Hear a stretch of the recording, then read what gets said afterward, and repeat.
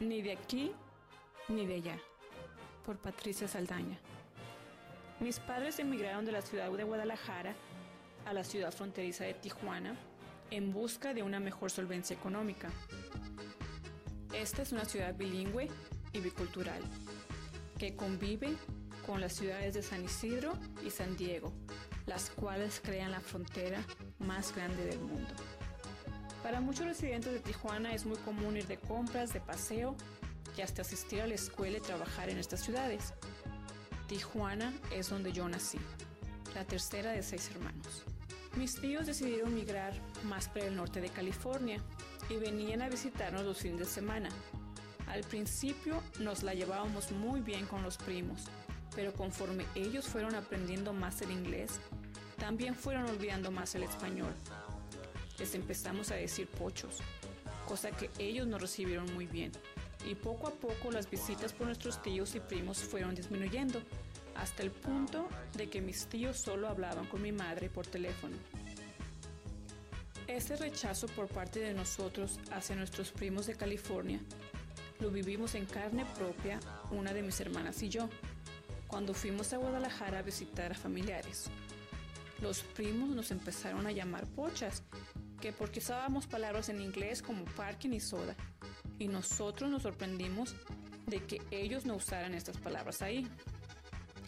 Nosotros no sabíamos hablar el inglés, aunque lo escuchábamos constantemente en Tijuana y no solo en el otro lado de la frontera.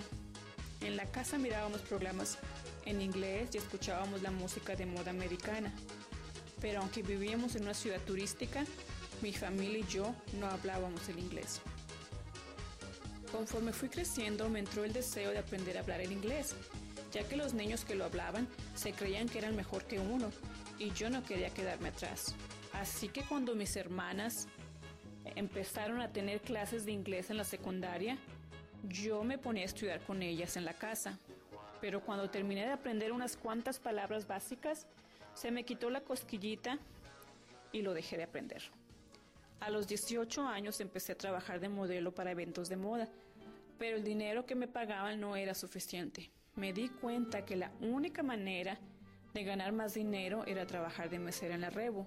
Ahí aprendí a pedir las órdenes de comida en inglés y unas cuantas oraciones para hacer conversaciones con los turistas, aunque cuando ellos querían seguir conversando conmigo, mi inglés precoz no me lo permitía. Y desafortunadamente esto a veces afectaba mi propina. Después de los 20 años, mi hermana mayor me dio la oportunidad de ir a vivir con ella y con su esposo por un año a Oregon para tomar clases de ESL y GED.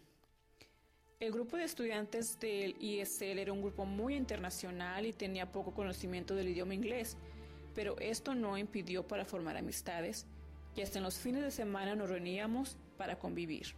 Llegó el punto de que mi hermana me decía que estaba aprendiendo a hablar en inglés, pero con un acento medio raro. La solución que ella creó fue el de hablar solo en inglés en la casa. Situación que no disfruté mucho, ya que para cuando regresaba de la escuela quería tomar un descanso del inglés. Por fortuna, esto no duró mucho.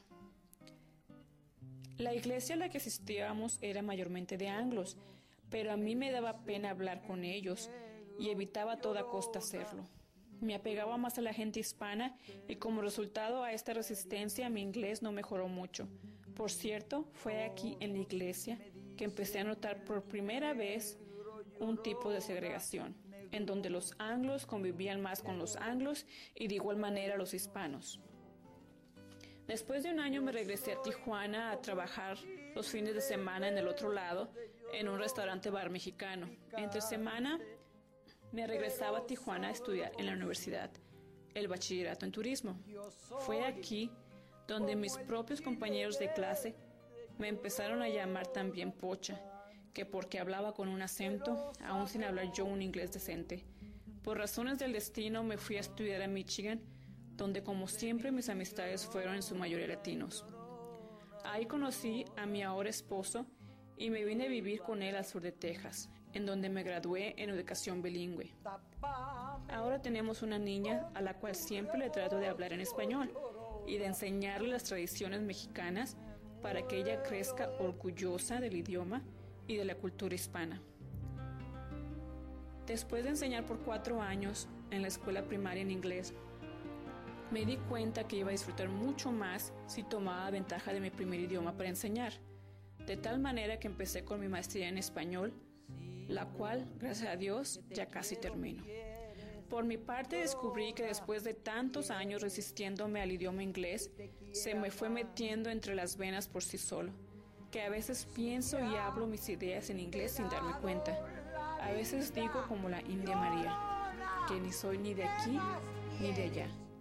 Esta maestría me ha enseñado que no tenemos que pertenecer aquí o allá, sino que podemos pertenecer a las dos culturas, como lo dijo la escritora que lo vivió en carne propia, Gloria Saldúa.